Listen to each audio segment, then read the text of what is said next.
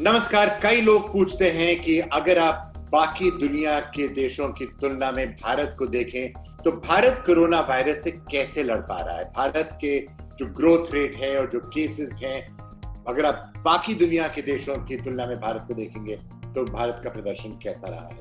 तो एक ऐसा आंकड़ा है जिसको लेकर हमको कुछ चिंतित होना चाहिए। दुनिया भर में हम लोग देखते हैं कि जब एक किस्म के एक नंबर के केसेस आ जाते हैं, जब केसेस 2 लाख 3 लाख 4 लाख के केसेस हो जाते हैं किसी भी देश में, तो देशों में जो रफ्तार है वो कम हो जाती है, काफी कम हो जाती है। भारत में भी जो ग्रोथ रेट है, जो रफ्तार कम हुआ है, पर उतना नहीं कम हुआ है जितना होना चाहिए। और इसकी वजह से अगर आप भारत को देखेंगे और अन्य देशों को देखेंगे, जो 15-20 ऐसे देश हैं जहां सबसे ज्यादा कोरोना वायरस केसेस हैं, तो एक जो बहुत चिंताजनक बात है वो ये है कि जो भारत का ग्रोथ रेट है वो सबसे ज्यादा है। जो 10-15 ऐसे देश हैं जिसमें सबसे ज्यादा कोरोना वायरस केसेस हैं, तो उनके बाकी देशों की तुलना में भारत में ग्रोथ रेट अभी सबसे ज्यादा है। ब्राजील से ज्यादा है, रशिया से ज्यादा है, अमेरिका से ज्यादा है, हर एक देश से अभी फिलहाल ज्यादा है। अब देखना पड़ेगा कि आगे जाके क्या होता है। आशा कर सकते हैं कि ग्रोथ रेट कम हो जाएगी। पर अगर आप भारत की तुलना अन्य देशों से करें तो टोटल अगर आप केसेस को देखेंगे तो अभी भारत का जो रैंक है, भारत 4वें नंबर पर है।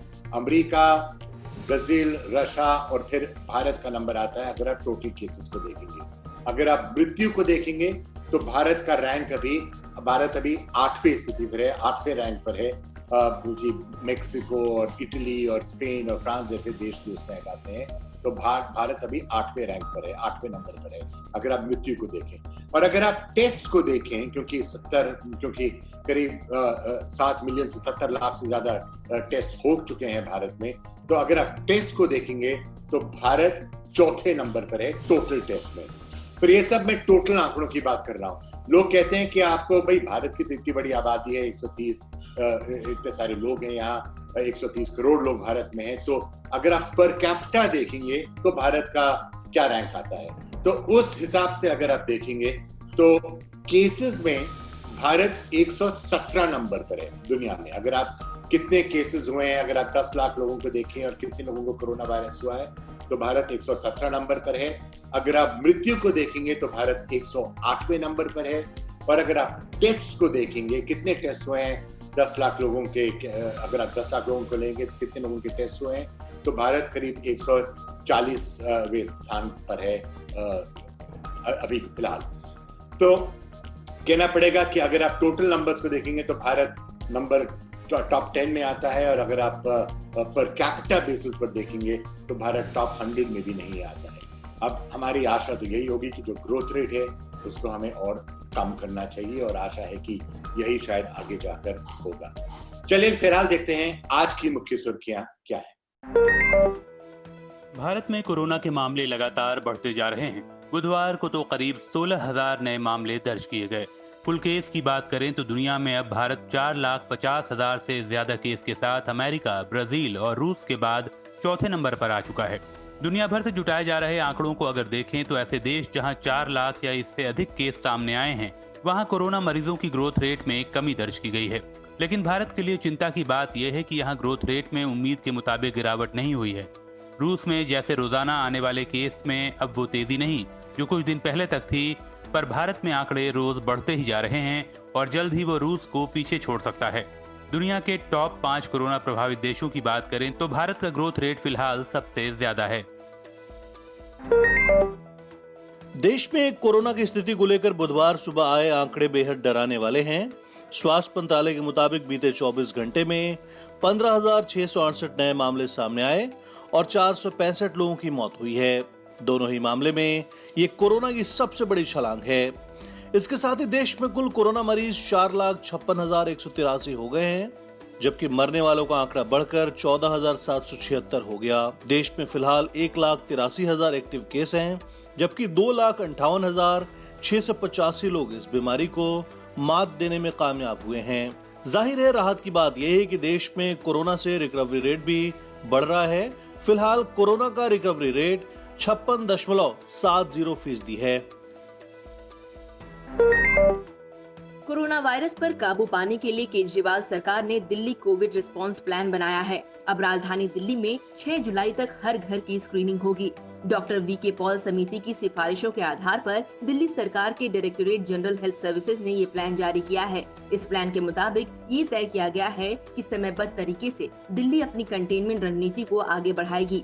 प्लान के अनुसार 26 जून तक कंटेनमेंट जोन की समीक्षा और उनका रीडिजाइन करना होगा। 30 जून तक कंटेनमेंट जोन में हर घर की स्क्रीनिंग और उस पर रिस्पांस करना होगा। 27 जून से दिल्ली में सीरो सर्वे शुरू होगा, जिसके नतीजे 10 जुलाई तक आएंगे। ये सर्वे एनसीडीसी के सहयोग से होगा। कोरोना से बेहाल दिल्ली के लिए राहत भरी खबर है। यहाँ 26 जून तक 20,000 नए बेड्स तैयार हो जाएंगे और 10,000 बिस्तरों वाले केंद्र में कामकाज भी शुरू हो जाएगा। ये जानकारी खुद केंद्रीय गृह मंत्री अमित शाह ने दी है। मंगलवार को उन्होंने इस संबंध में कई ट्वीट्स किए। उन्होंने बताया कि कोविड-19 के रोगियों के लिए 1,000 बिस्तर का पूर्ण अस्पताल बनाया जा रहा है, जिसमें 250 आईसीयू के बेड होंगे। उन्होंने बताया कि अस्पताल अगले 10 दिनों में तैयार हो जाएगा और आईटीबीपी के जवान इसे संचालित करेंगे। इसका निर्माण डीआरडीओ और टाटा ट्रस्ट मिलकर कर रहे हैं। उन्होंने ये भी बताया कि सशस्त्र बलों को निर्देश दिया गया है कि वे दिल्ली में रेलवे के कोच में भर्ती कोविड-19 रोगियों को चिकित्सा सुविधा प्रदान करें और उनकी देखभाल करें। टीएमसी विधायक तमोनाश घोष का बुधवार सुबह निधन हो गया।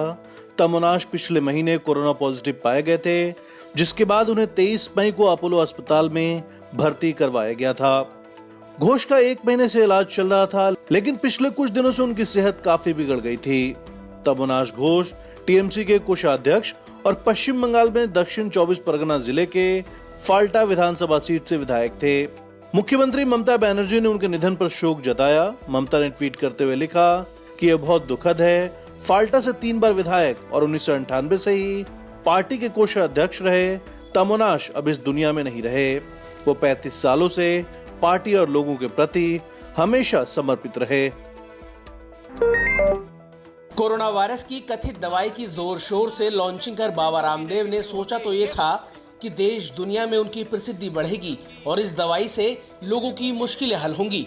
लेकिन अब उनकी ही ये दवाई खुद उनके लिए मुश्किलों का सबब बन रही है। जहां एक तरफ राजस्थान सरकार ने बाबा रामदेव पर केस दर्ज करने की बात कही है, तो अब उत्तराखंड सरकार भी पतंजलि को नोटिस भेजने की तैयारी कर रही है। उत्तराखंड आयुर्वेद विभाग ने नोटिस जारी करके बाबा रामदेव से पूछा है कि उन्हें दवा लॉन्च करने की परमिशन कहां से मिली। उत्तराखंड आयुर्वेद विभाग के लाइसेंसिंग ऑफिसर का कहना है कि पतंजलि के एक एप्लीकेशन पर हमने लाइसेंस जारी किया था। इस एप्लीकेशन में कहीं भी कोरोना वायरस का जिक्र नहीं था। इसमें कहा गया था कि हम इम्यूनिटी बढ़ाने, कफ और बुखार की दवा बनाने का लाइसेंस ले रहे हैं। विभाग की तरफ से पतंजलि को नोटिस भेजा गया है। बीते 18 दिन में देश में डीजल 10 रुपए 48 पैसे प्रति लीटर तो पेट्रोल 8.5 रुपए प्रति लीटर महंगा हुआ है। बुधवार को दिल्ली में डीजल 79 रुपए 88 पैसे प्रति लीटर रहा तो पेट्रोल 79 रुपए 40 पैसे प्रति लीटर। अब तो जानकार ये कह रहे हैं कि जल्द ही इनकी कीमत 100 रुपए प्रति लीटर तक पहुंच जाएगी। वजह बताई जा रही है कि तेल कंपनियों ने देश में पेट्रोल डीजल के भाव तो तब बढ़ाने शुरू किए थे जब कच्चा तेल सिर्फ $19 प्रति बैरल के पास था और अब तो कच्चा तेल $40 के पास है। दूसरी वजह बताई जा रही है कि लॉकडाउन की वजह से मांग कम होने से तेल कंपनियां अपने नुकसान की भरपाई अब दाम बढ़ाकर कर रही हैं। तीसरी वजह ये बताई जा रही है कि अभी तो तेल कंपनियां दाम बढ़ा रही हैं, इसके बाद तो राज्य सरकारें वैट बढ़ाकर दाम बढ़ाएंगी क्योंकि लॉकडाउन से सबका हाल बेहाल है। पर अंत में पिसेगी जनता, जिसे इन बेतहाशा बढ़े हुए दामों पर पेट्रोल डीजल खरीदना पड़ रहा है। देश में पेट्रोल डीजल के दाम बेतहाशा बढ़े हैं और लगातार बढ़ रहे हैं। पेट्रोल डीजल के दाम में ऐतिहासिक बढ़ोतरी का ही नतीजा है कि देश में पहली बार डीजल का दाम पेट्रोल से अब ज्यादा हो गया है। विपक्ष इस मुद्दे पर कमोबेश चुप है, कोई शोर शराबा नहीं हो रहा। इस बीच बुधवार को कांग्रेस नेता राहुल गांधी ने पेट्रोल डीजल के दामों में लगी आग को लेकर नरेंद्र मोदी सरकार पर निशाना साधा। राहुल गांधी ने एक चार्ट साझा करते हुए लिखा कि मोदी सरकार ने कोरोना की तरह पेट्रोल डीजल की कीमतें भी अनलॉक कर दी हैं। आपको बता दें कि बीते 18 दिनों से हर रोज पेट्रोल डीजल के दाम बढ़ रहे हैं। बुधवार को हालांकि पेट्रोल के दाम नहीं बढ़े, लेकिन डीजल की कीमत 48 पैसे बढ़ा दी गई। जिससे अब दिल्ली में 1 लीटर डीजल की कीमत 79 रुपए 88 पैसे हो गई है, जबकि पेट्रोल का दाम दिल्ली में अभी 79 रुपए 40 पैसे प्रति लीटर है। यानी पहली बार देश में डीजल प्रति लीटर पेट्रोल से महंगा हो गया है। भारत चीन विवाद पर केंद्र सरकार पर लगातार हमले कर रहे राहुल गांधी और कांग्रेस पार्टी पर बीजेपी चीफ जेपी नड्डा ने इशारों में ही बड़ा हमला बोल दिया। जेपी नड्डा ने कहा कि सत्ता से बेदखल कर दिया गया राजवंश पूरे विपक्ष के बराबर नहीं हो सकता है। एक राजवंश ने कुछ सवाल उठाए और उसके वफादार दरबारियों ने झूठ फैलाए। उन्होंने कहा कि शाही परिवार और उसके दरबारियों को यह बड़ा भ्रम है कि वे पूरा विपक्ष हैं। नड्डा ने कहा कि आज देश एकजुट है और पूरा देश सेना के साथ है। बता दें कि भारत चीन तनाव के बीच कांग्रेस के पूर्व अध्यक्ष राहुल गांधी लगातार केंद्र सरकार पर हमले कर रहे हैं। उन्होंने पीएम नरेंद्र मोदी से पूरी घटना की जानकारी मांगी थी। उन्होंने ट्वीट कर पूछा था कि गलवान घाटी में 20 भारतीय जवानों की शहादत का जिम्मेदार कौन है। पूर्वी लद्दाख में चीन से लोहा लेने वाले सैनिकों को बुधवार को खुद सेना प्रमुख एमएम नरवणे ने सम्मानित किया है। दरअसल सेना प्रमुख 2 दिनों के लद्दाख दौरे पर हैं। अपनी यात्रा के दूसरे दिन वो लद्दाख के फॉरवर्ड पोस्ट पर पहुंचे, जहां उन्होंने न सिर्फ एलएसी पर तैनात जवानों से बातचीत की, बल्कि जमीनी स्थिति को भी बारीकी से समझा। बता दें कि 15 जून को इसी इलाके में भारतीय जवानों ने खूनी संघर्ष में चीनी सैनिकों को मुंहतोड़ जवाब दिया था। सेना प्रमुख ने उन जवानों से भी मुलाकात और उनकी पीठ थपथपाई। इस दौरान जवानों को उनके शानदार काम, उत्साह और साहस के लिए प्रशस्ति पत्र भी दिए गए। सेना प्रमुख के साथ उत्तरी सेना के commander lieutenant general Y K Joshi और corps commander lieutenant general Harinder Singh भी फॉरवर्ड लोकेशन पर मौजूद थे। बुधवार को प्रधानमंत्री नरेंद्र मोदी की अध्यक्षता में हुई कैबिनेट की बैठक में देश भर के 1482 शहरी सहकारी बैंकों और 58 बहुराज्य सहकारी बैंकों को रिजर्व बैंक ऑफ इंडिया के सुपरविजन में लाने वाले अध्यादेश को मंजूरी दे दी गई। इसके बाद अब आरबीआई की शक्तियां जैसे दूसरे बैंकों पर लागू होती हैं, वैसे ही सहकारी बैंकों पर भी लागू होंगी। कैबिनेट के इस फैसले का ब्यौरा देते हुए सूचना एवं प्रसारण मंत्री प्रकाश जावड़ेकर ने कहा कि सरकार ने यह फैसला इन बैंकों के ग्राहकों को ध्यान में रखकर लिया है और ये निर्णय ऐसे बैंकों के 8.6 करोड़ से अधिक जमाकर्ताओं को आश्वासन देगा कि इन बैंकों में जमा उनके 4.84 लाख करोड़ रुपए सुरक्षित रहेंगे। भारतीय मौसम विभाग ने मंगलवार को कहा कि दिल्ली एनसीआर में अगले 2 दिनों में मानसून के दस्तक देने की उम्मीद है। तपती गर्मी से दिल्ली वालों को बेहद राहत मिलने वाली है। इसके अलावा उत्तर प्रदेश, पंजाब और हरियाणा में 25-26 जून को मानसून के दस्तक देने की उम्मीद है। दिल्ली में पहले मानसून के 27 जून तक पहुंचने की उम्मीद जताई गई थी, लेकिन अब इसके 25 जून तक दिल्ली पहुंचने के आसार हैं। बुधवार और गुरुवार को दिल्ली में भारी बारिश का अनुमान लगाया गया है। मौसम विभाग ने दिल्ली में मानसून की बारिश के लिए ऑरेंज अलर्ट भी जारी कर दिया है। मौसम विभाग के मुताबिक दिल्ली में पूरे हफ्ते रोज हल्की बारिश होने के आसार हैं। इस दौरान अधिकतम पारा 35 से 37 के बीच रहेगा, वहीं मिनिमम टेम्परेचर 26 डिग्री के आसपास रह सकता है।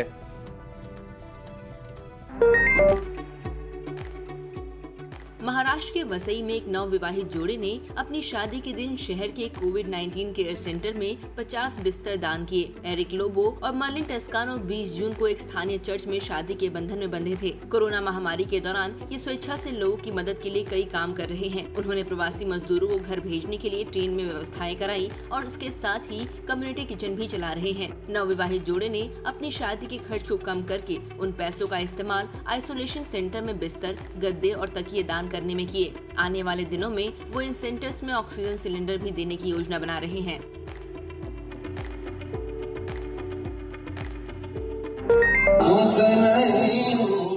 दिवंगत सुशांत सिंह राजपूत का एक वीडियो सोशल मीडिया पर वायरल हो रहा है।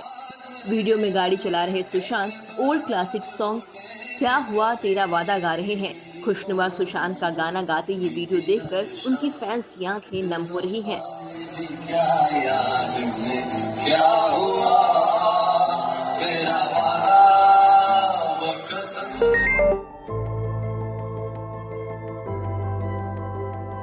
मैट्रिमोनियल वेबसाइट शादी.com ने अपनी उस स्किन टोन फिल्टर को हटा दिया है जिससे यूजर्स को उनके स्किन कलर के हिसाब से लोगों को फिल्टर करने दिया जाता था।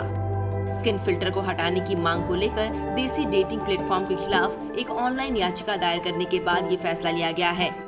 इस फिल्टर के खिलाफ दायर ऑनलाइन याचिका पर 1500 से अधिक लोगों ने हस्ताक्षर किए थे। बीबीसी के मुताबिक वेबसाइट ने इस फिल्टर को हटाने में ये कहते हुए जरा भी देर नहीं लगाई कि ये फिल्टर उनके किसी भी उद्देश्य को पूरा नहीं करता था और ये एक तरह से बेवजह था, जिसे हटाना वो भूल गए थे। याचिका में याचिकाकर्ता हेतल लखानी ने लिखा कि फिल्टर को हटाने से लोगों की मानसिकता तो नहीं बदल सकती, लेकिन कम से कम इससे यूजर्स को कुछ बेवजह और मनमाने तरीके के आधार पर भेदभाव करने का विकल्प मिलना जरूर बंद हो जाएगा।